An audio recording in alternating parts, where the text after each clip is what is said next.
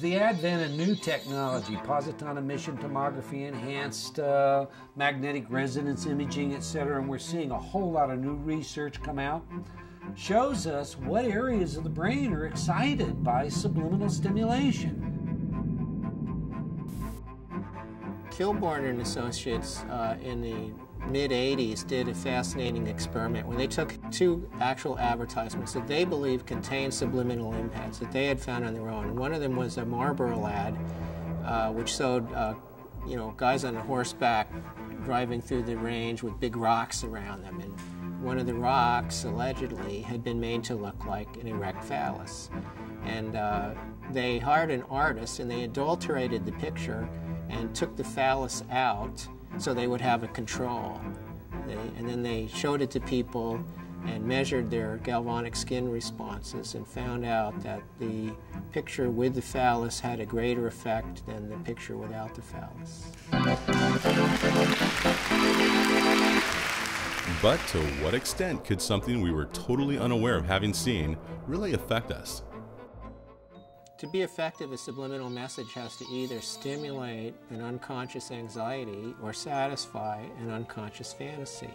You discover very quickly that the human brain is extremely sensitized to things that deal with the beginning of life, reproduction, sex, as we vulgarize it, and the end of life, death.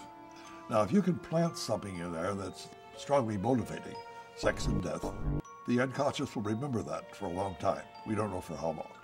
According to Key, examples of this type of subliminal embedding date back much further than we're aware. This ad appeared on the back cover of Playboy, of Time. The ad was used for about 3 years. How could this stuff ever sell Johnny Walker Scotch? They didn't put any scotch in the glass. The glass is empty. Now, if you look at the ice cube that's on the table, the right side of that ice cube, you see an interesting looking face, or a grotesque, almost surrealistic mask. Isn't that an interesting figure to put in an ad?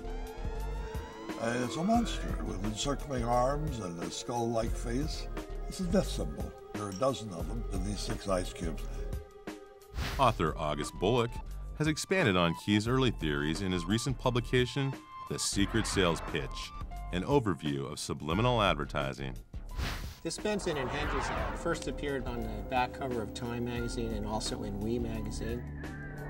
On a conscious level, the ad is promising sexual excitement, but at an unconscious level, it's stimulating sexual anxiety. And the reason is that the lady's backbone has been carefully airbrushed to resemble an erect male phallus. Anxiety is associated with the consumption of cigarettes. We all know that people smoke more when they're nervous. It's totally logical to think that making them nervous induces them to smoke more. To really intend to make people anxious, and you don't know how that person deals with anxiety, the only thing you're wanting is that he light up a cigarette, but you don't know what else it might do, okay? That to me is outrageous.